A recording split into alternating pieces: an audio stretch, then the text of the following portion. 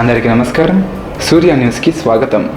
ఈరోజు ముఖ్యాంశాలు. పిఠాపురంలో ప్రజా ఫిర్యాదుల పరిష్కార వేదికగా ప్రజలు తమ సమస్యలను జిల్లా కలెక్టర్కు తెలియజేస్తూ వినతి పత్రాలను అందజేశారు. వీటిపై స్పందిస్తూ కాకినాడ జిల్లా కలెక్టర్ షాన్మోహన్ షగిలి సంబంధిత అధికారులతో మాట్లాడి వెంటనే పరిష్కారం చూపించాలని ఆదేశించారు.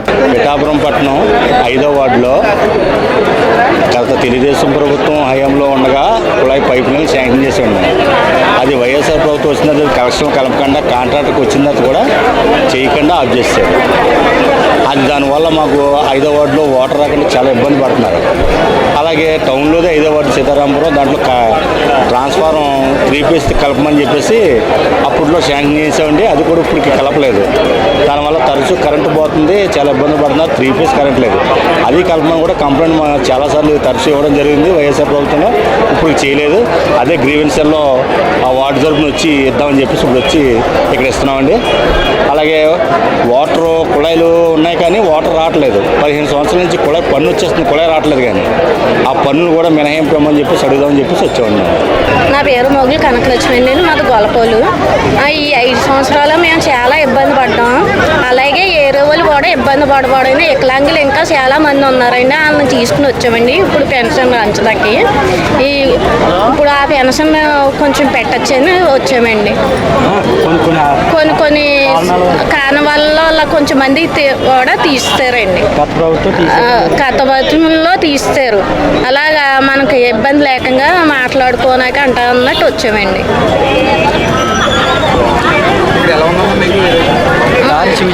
బాగానే ఇష్యూలు చేసుకున్నారండి. అంతా బాగానే ఉందండి. గౌరవ ముఖ్యమంత్రి నారా చంద్రబాబు నాయుడు నమస్కారాలు. అలాగే మన ఉప ముఖ్యమంత్రి అయిన శ్రీ పవన్ కళ్యాణ్ గారికి కూడా నా హృదయపూర్వక నమస్కారాలు. ఏమిటంటే నేను పిఠాపురం 13వ సచివాలయం వాలంటీర్గా నిధులు నిర్వహిస్తున్నాను. ఈ మంత్ శాలరీ అనేది మాకు ఇంకా క్రియేట్ అవ్వలేదు. దీనివల్ల మేము చాలా ఇబ్బందులు పడుతున్నాం. సో 5,000 కోసం కాదు, 5,000 కోసం కూడా బతికే సిచ్యువేషన్లో కొంతమంది వాలంటీర్ల కింద పనిచేస్తున్నారు. వాళ్ళని మీరు జీతం అనేది ఈ నెల లేట్ చేసిన వాళ్ళు చాలా ఇబ్బందులు ఎదుర్కొంటున్నారు. కొద్దిగా మా కోసం కొంచెం ఆలోచించాల్సింది అవుతుంది.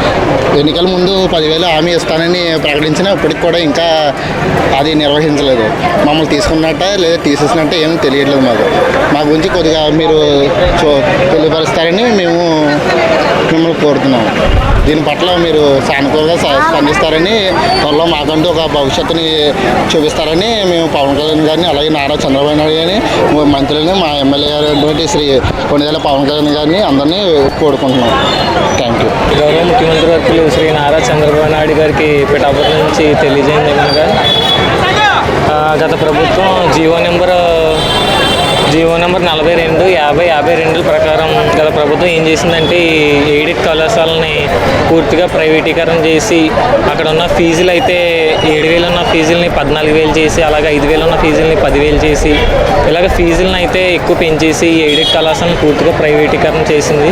సో తద్వారా చాలామంది పేద విద్యార్థులు ఈ కళాశాలలో చదువుకున్నటువంటి విద్యార్థులు ఆ ఇయర్కి ఫీజు పెంచడం వల్ల అక్కడ ఉన్న ఫీజు వాళ్ళు డిమాండ్ చేసిన ఫీజు కట్టక తప్పదు. మళ్ళీ బయటకు వచ్చేద్దామంటే అది అవ్వదు. సో ఇది రాష్ట్ర వ్యాప్తంగా ఉన్న ఎయిడెడ్ కళాశాలని పూర్తిగా ఇదే విధంగా మన గత ప్రభుత్వం అయితే ప్రైవేటీకరణ చేసింది. సో దీనివల్ల ఏంటంటే చాలామంది విద్యార్థులు ఆ ఫీజులు కట్టలేక చాలా ఇబ్బంది పడ్డారు.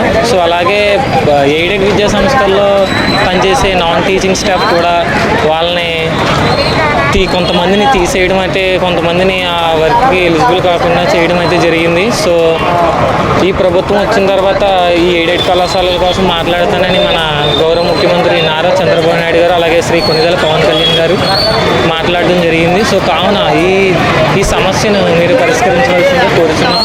ఇప్పుడున్న ఎయిడెడ్ కళాశాలని పూర్తిగా ప్రైవేట్ చేస్తారు. ఆ ప్రైవేట్ కళాశాలని తిరిగి ఎయిడెడ్ కళాశాలగా కొనసాగించాలని, అలాగే అక్కడ పనిచేసే నాన్ టీచింగ్ స్టాఫ్ని క్రమబద్ధీకరించాలని కోరుతూ పిఠాపురం నుంచి మేము మాట్లాడుతున్నాం. సో దయచేసి ఈ సమస్యని పరిష్కరిస్తారని కోరుతున్నాం.